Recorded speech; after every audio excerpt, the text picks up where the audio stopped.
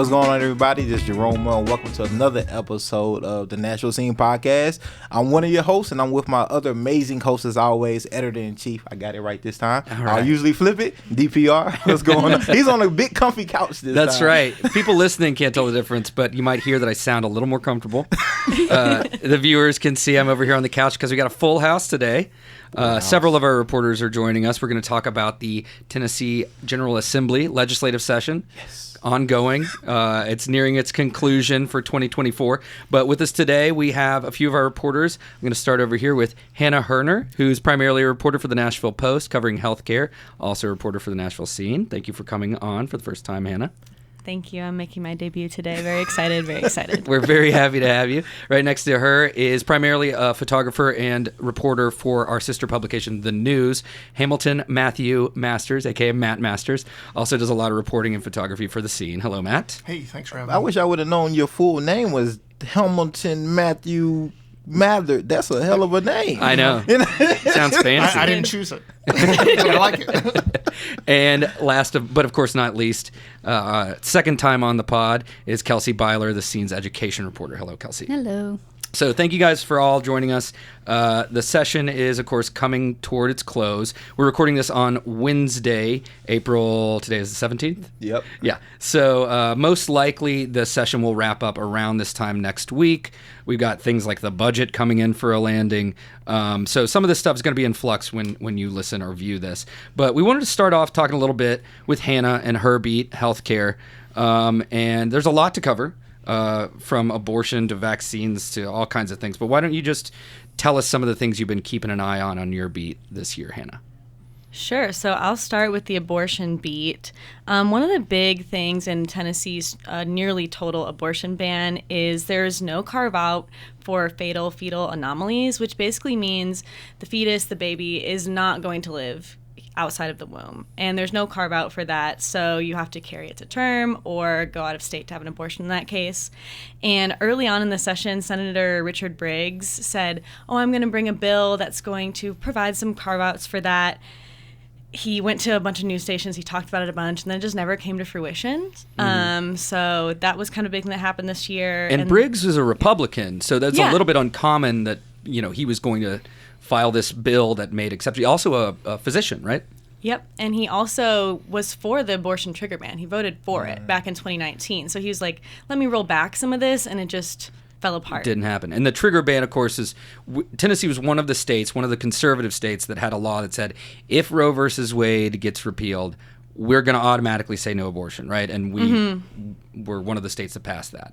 Yeah, so basically no exceptions, except for in the case of the life of the mother. Right. So we're pretty, people say draconian, pretty hard line when it comes to abortion in the state. One of the heaviest in the country, I think, yeah. Yeah, definitely. And one thing they tried to add to that this session was the abortion trafficking bill. It is similar to a bill that was passed in Idaho, which is currently being challenged by federal court. But it would make it illegal to recruit, harbor, or transport a minor to get an abortion out of state if that minor is not your child. Now, it's a little confusing what recruits, harbors, or transports can mean, so I think that that's like part of the cause of concern, besides the fact that it's already blocked in Idaho. Yeah. So a federal court overturned basically the exact sort of law that we're in the process of passing here in Tennessee. Yeah, it's just blocked. So. Yeah. It was like aiding and abetting in a way. Yeah, it was similar to that. Okay. Yeah. So essentially the idea is if a young person, if a minor wants to get an abortion and their parents aren't willing to take them, if somebody else, a family friend or something, takes them, they could face criminal charges. Yep. Even if their family gave the other people consent to take them. It has to be, so if there's parental consent, it's fine. Okay. But if there's, if it's just like, this is my cousin, this is my relative, somebody I trust is going to help me. Okay. They could be facing a felony if the House version's passed, or a misdemeanor, I believe, if it's the Senate version. Right. Wow. And that's also something that kind of comes up frequently. We've got these two chambers in the legislature, the lower chamber, the House, the higher chamber, the Senate, and they usually have two sort of forms of legislation, and sometimes one is a lot more severe than the other. They have to kind of meet in the middle. Sometimes one will pass and not the other, right? So a lot of these issues are kind of in flux, especially as the session comes toward a close. Yeah, that's the only abortion related legislation still alive right now. Right.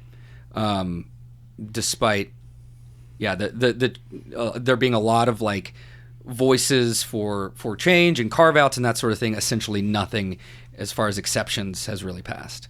Correct. Yeah. Even with Briggs saying, I'm going to file this legislation. It's going to be huge. Talk to national media about it. Right? Yeah, he was on All Things Considered. Just a little awkward. Yeah, it's awkward just to be actually, never mind. Yeah. Yeah. Well, you mentioned, of course, the abortion trafficking legislation, which brings up something kind of similar I want to bring up with you, Matt, is this trans healthcare trafficking law. There's some legislation that's kind of similar related to healthcare for trans minors. Is that right?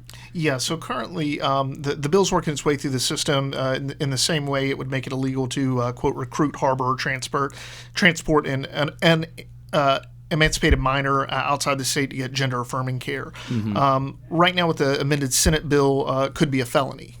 Okay. A felony. Also, another one I wanted to bring up, the Baby Olivia bill. This one kind of got a lot of, and Hannah, please chime in too, but it kind of got a lot of attention, sort of requirements for public school students to watch. Can you explain it? A 3-minute video. It doesn't have to be the Baby Olivia one, but that's the one they're suggesting. And what's controversial about that is it's made by Live Action, which is an anti-abortion group. Can you tell us just what the Baby Olivia video is? How would you describe it? It's animated. Yeah, it's an animated short video that shows the development of a fetus into a child, and it's only 3 minutes. And Hannah's done some reporting on kind of the. Would this be considered sex education? Well, they don't say, don't say sex. But we avoid that word. Yeah, part of the family life curriculum is what it'd be implemented into, and I'm going to be doing a little bit of coverage on that. But basically, the dates of the gestation are a little off compared to how you would actually measure them. So they're saying a baby's a little bit more developed. There's a little bit more going on with them than actually would be. Is the main controversy there. And the idea, of course, is discouragement of attaining abortion, right? Mm-hmm. And so the Baby Olivia video is just, they put in the legislation videos like this one, for instance. It doesn't have to be this video, but here's a great example, and it was produced by this anti-abortion group. So it's supposed to encourage kids to not seek abortions. Yeah. The curriculum is abstinence-based, yeah, so that's a heavy part of that. Okay. One of the recently District 61 Rep Gino Bulso called the Baby Olivia bill, quote, said it, quote, could be one of the most important pieces of legislation this year. And, of course, if you know some of the bills that are going through the system right now, which I know Kelsey's going to have a lot to talk about, that just says a lot right there. Yeah, and Gino Bulso, there's a name that's come up a lot this session in our reporting. Brentwood Republican? Yes, Brentwood. First term, second term? I believe it's the second. Second term, yeah. He's running for re-election, of course, this year. And he's been behind a lot of sort of the culture war type of legislation that gobbles up a lot of headlines and attention. The first thing that kind of caught people's eye, I think, was well before the session even started, was the pride flag ban, right? Yes. Can you kind of walk us through that one? So yeah, he's pushing through a bill, and it's been passed by the House and is expected to be taken up by the Senate either this week or next week, which would effectively ban pride flags in schools. Bulso was very clear from the start that was the reason behind this. There are other flags and other symbols that he says that parents don't want in schools. This really began in Williamson County schools. It's been a complaint from some parents at some of the school board meetings. But in addition to pride flags, they've shown things like BLM flags and Nazi flags, these kinds of things that they're equating. Of course, there have been exceptions. I'm not quite sure. I believe it's already been made for Confederate flags, and maybe Bulso's argument is that flags that don't have historical or educational value, of course, pride flags do have all of that, being that they've been a part of American culture for quite a while now. I would encourage anybody who thinks that pride isn't a part of American history to Google the Stonewall riots. But yeah, so that's one of those things that's sort of positioned to gain a lot of attention, it seems. Is it just the flag itself, or is it if it's paraphernalia, if it's merch, if it's like... Yeah, so a lot of it's been talked about stickers that are on the doors of counselors or teachers wearing buttons and this is what critics of the bill say, is that, you know, you're having teachers who are wearing these or displaying these to say, hey, you know, this is a safe space for our students, and you know, the critics of the bill are saying that, you know, our students need these to know who's an ally or somebody that they can confide in if they're being bullied or you know, facing any kind of issues at school or at home. Okay, gotcha. And that gets into the classroom, which of course is Kelsey's beat. And there's been more than a little bit of stuff to cover there. Obviously, a big chunk of what, you know, there's been focus on this session has been Governor Bill Lee's sort of pet project with vouchers. But that's not it. You've got kind of a lot of stuff, Kelsey. Why don't you tell us what you've had your eyes on this session? Yeah, always a lot in the education realm, and where do I even start? Some of the, I'll start with vouchers. For starters, I think it's important to note that there's already some form of vouchers happening in Nashville and Memphis and in Chattanooga. Education savings account program. Students in those areas are already able to use public money to attend private schools. This kind of 2.0 version of that, and what we've been seeing a lot of conversation around this year came, Governor Lee announced at the end of last year that he wants to make vouchers available universally across the state to basically all students. And that has drawn a lot of criticism. That has drawn a lot of bipartisan criticism. We're seeing a lot of school boards coming out with resolutions against that for all kinds of different reasons. But the biggest concern is just the ways in which it can just drain funding from the public school system. And what's been really interesting about it is we're seeing drastically different versions of the bills that have made their way through the legislature. You've got like the Senate, it's smaller. Well, there were two Senate versions, but the one that kind of gained the most traction has kind of testing requirements in it, would also allow families to use that funding to attend public schools in other districts. And then the House's version is like huge. It was like almost 40 pages, and it includes all kinds of things just relating to things that people have been wanting to change in the public education system for forever. So decrease testing requirements for students, like relaxing the evaluations for teachers who are performing well, addressing, you know, state increasing the share of its share of health insurance costs for teachers, like all these things attached to universe of vouchers. And so we've heard like a superintendent describe it as like a bitter pill, poison pill, the great destabilizer, like all these kinds of things. And, you know, not only does it kind of take funding away, because when a student leaves a public school system, that money goes with them, but it's also a very, very expensive bill. And so the question throughout this whole session has been, is the Senate and the House going to be able to agree on a version and pass it? And every, at this point, hour that passes that the legislation doesn't advance, that feels more and more likely that it won't pass. We've heard rumblings that it's dead, it's not going to pass, but we've also heard people say, no, it's not dead yet. And so, you know, it's really just like a wait and see kind of situation. Yeah, and here we are recording on Wednesday, and, you know, by Thursday afternoon, Friday morning, could be in a different position. But the fact of the matter is, you know, it's, you know, the Republican governor, he's got a Republican supermajority. You know, one would kind of think anything he wants is sort of fast track, but there's actually been a lot of internal party, you know, dissonance about this, right? Yeah, absolutely. And then just other education-related legislation that's been going on. There's been a bunch. I mean, there's been a bill to vacate the Tennessee State University Board. That's historically black university here in Nashville that has been underfunded for decades, and now 2.1 billions. Billions. More than that. More. And so they're getting a new board configuration, and then there's also like a charter facilities bill that would basically give charter schools first dibs if public school districts have like underutilized school properties, or if they're trying to sell a school building, stuff like that. We're seeing more bills related to censorship, not just like the one that you were talking about, Matt, with pride flags in the classrooms, but some relating to books and kind of adding on to the Age Appropriate Materials Act of 2022. I'm going to be writing more about that here soon, so stay tuned for that. And just all kinds of stuff. I mean, this is scratching the surface, but I don't want to take up all the time here. Education. And one big thing, I mean, obviously it was the big story of last year, the Covenant school shooting, which happened just a little bit more than a year ago. That led to the governor calling for a special session on safety, security, guns. Effectively, no meaningful legislation was passed then.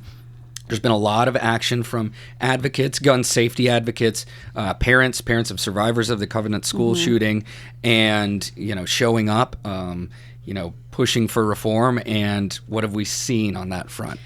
No legislation to decrease gun access, but one bill passed the Senate that would allow public school staff to, if they have all the requirements necessary to carry guns in schools. And so we saw a lot of opposition to that, a lot of familiar faces that we saw from August in that special session, and right after the Covenant school shooting, Covenant school parents as well, like you mentioned, and bipartisan collaboration on people really not wanting that one to pass. They're saying it's very dangerous. How is a teacher with a handgun going to be able to stand up to a shooter with an assault rifle if they go out and get killed? Then what happens to that classroom that now has no one protecting all of those kids in there? And so there's also been shootings in the past where we know that teachers were armed and that didn't prevent anything. There's also people have raised hypotheticals of, okay, so now there's a gun in the classroom.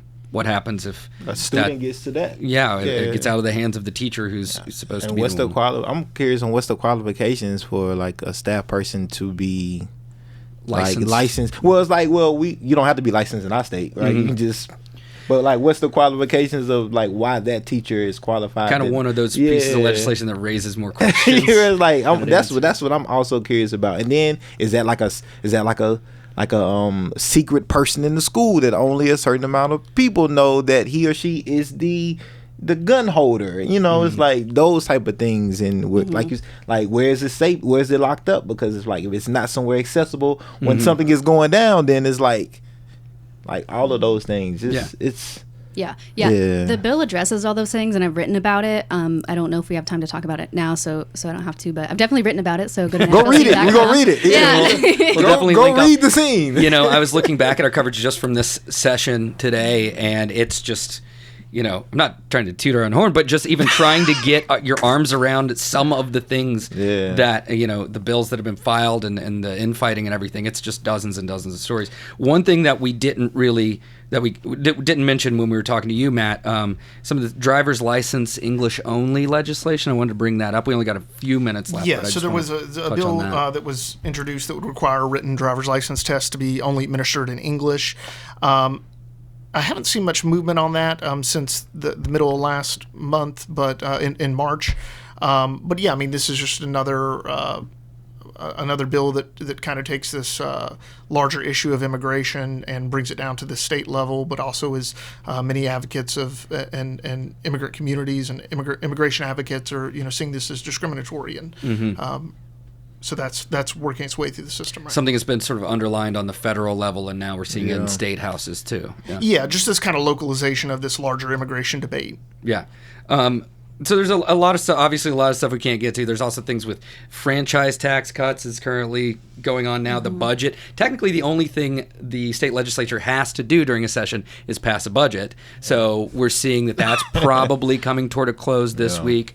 But, one thing I want to touch on as we wrap up is, okay, so what positive stuff has been accomplished here, right? How dare you ask that question? It's got to be something, right? So, Hannah, I know you had maybe underlined a couple of things that look like they have passed or are on their way to passing that do more good than harm, not really targeting anybody, right? Sure. Earlier we meant to mention one that was a little bit goofy, the lettuce bill. The lettuce bill. That's bill. not really positive, but I will say there was a law. It's on its way to the Governor Lee's desk to say if you put a vaccine in produce items, food, then you have to label it as such. You can't sneak them in there. Salad at the signing. Yeah, but that's like not a thing, though, right? But it's not like scientifically impossible at this point in time. Okay, cool. Or it's not scientifically possible. It's people that like believe that though. So like. Yeah. Some people are excited. Like, you got to tell me. You have to tell me if there's vaccines in my food. This. And people Yeah. are like, okay, well, there's not. So That's headed to his desk. There's a few other vaccination-related things, but I will say some good news. Like, Senator Lamar has been working for several years on some doula-related bills. She had a real scare in 2019 when she had a stillbirth happen, and that was a risk to her life at that time. So she's passed a few things just on the way to trying to get doula care covered by TennCare. So these are people, they're not like medical professionals, but they're supposed to be there with women in the birthing process or birthing people in the birthing process to just guide them along the way. And like if anything's going wrong, they can kind of alert them to that. Because a lot of people are like doing this for the first time. And London Lamar's a Democrat out of Memphis. Yes. Yes. Mm-hmm. And yeah, it's gotten some bipartisan support. It's supposed to try to help with maternal mortality. Black women are 2 to 3 times more likely to die during birth or in the year after. So this is just to try to help with that. Yeah, that's good. That's good news. There's another one we didn't mention yet, the Elvis Act. We're kind of at the forefront of AI protections for voice and likeness artists. That's one that had a lot of bipartisan support, and Governor Bill Lee had the signing at Roberts on Lower Broad. Always interesting when Governor Lee comes to Nashville and it's like, I love Nashville. But that would protect artists from having their name and likeness reproduced by AI. So that's, artists pretty much across the board see that as positive. Sure. Most right? definitely. And I think there's one other with Oh, yeah. International medical graduates, as it stands right now, they can't moonlight, so basically work while they're in school. So there's a bill that's still moving along that's getting some good support to allow them to do that. It would just make them equal to people who got educated here. Well, it's a lot. It's a lot to get our arms around. I mean, is there anything else that you guys are keeping an eye on as we're winding toward a close, or any kind of takeaways you've gotten this year? Hot takes only. No.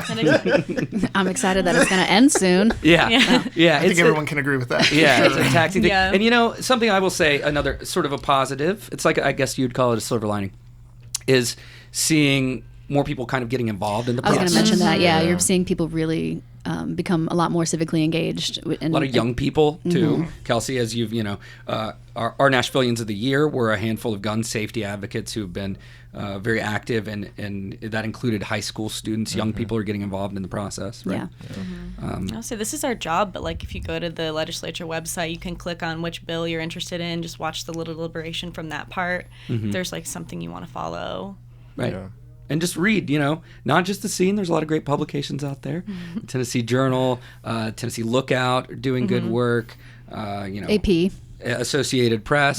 Yeah. There's a lot of really, really good journalists in Nashville who are working very, very hard to make sure that this stuff sees light. That doesn't all happen. Because it can be overwhelming, especially with all the culture war stuff, right? Eating up all that attention. So it's good to kind of keep an eye on. And we all got to participate, right? Yep. I think that's the biggest thing. Yeah. Whether it's journalism, whether it's you're a conversationalist, whether you're an educator, whether you're an advocate, student, like we all got a role to play. Call your representative. Know who your representative is. Vote. Know who your state senator is. Yeah. Vote. Yeah. Register to vote. Encourage your friends to Yeah. vote. Cool. Well, thank you guys for joining us. It's been very informative, and it's been an exhausting session, but you guys are doing a great job covering it, so thank you all. Thank y'all. Keep up the good work. Thank you. Like and fly. subscribe to our podcast. Like, subscribe, share, all that good stuff. Cool. Thank you guys. Boom. Thank you.